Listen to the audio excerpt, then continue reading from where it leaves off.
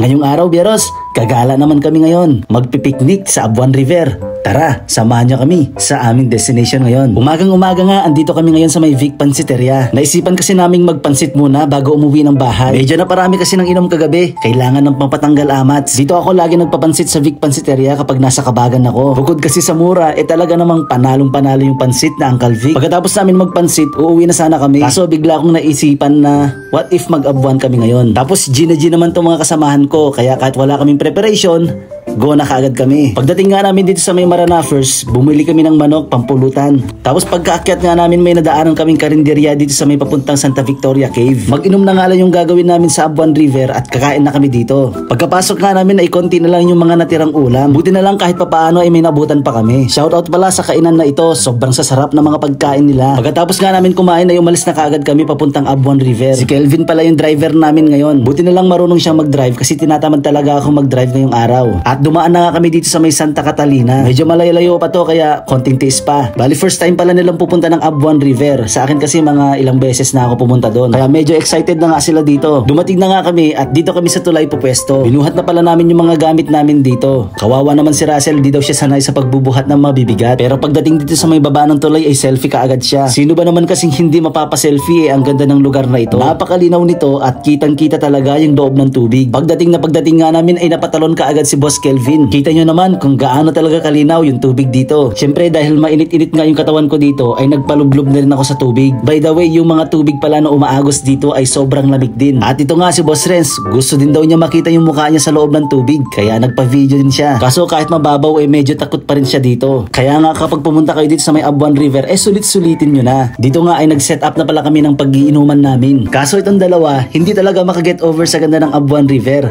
Kaya sila tampisaw ng tampisaw. Habang inuubos nga namin yung alak namin dito ay dito muna kami sa may gilid naliligo. Kita nyo naman kung gaano kalinaw yan. At ayaw talaga magpapigil ni Russell. At dito nga sinimulan na namin ang inuman. Napakasarap lang isipin na may mga ganitong lugar sa Isabela. Ang sarap mag-chill, magtanggal ng stress kasama yung mga tropa. Kahit simple o konti lang yung baon, ang mahalaga na enjoy mo yung nature, nalibang mo yung sarili mo sa iyong mga problema. At biglaan nga yung buhos ng ulan habang nagiinuman kami dito. Pero tignan nyo naman, mas lalong gumanda ang kapaligiran. Kapag gusto nyo palang pumunta ng Abuan River at wala kayong pang entrance o kaya pang cottage, pwede naman kayo pupunta dito sa may tulay. Siyempre, dapat maging responsable din tayo pag pupunta tayo dito. Huwag tayo magkalat o magtapon ng basura kung saan-saan. Kaya nga kung stress ka, marami kang problema, gusto mong magliwaliw, mag-relax, tara, PM mo ko, punta tayo ng Abuan River. Habang nagiinuman nga kami dito ay mas lalong lumilinaw yung tubig. Pero medyo palakas ng palakas yung ulan kaya lumipat kami ng pwesto. Ano ba yan, Beros? Hanggang sa susunod na travel destination natin,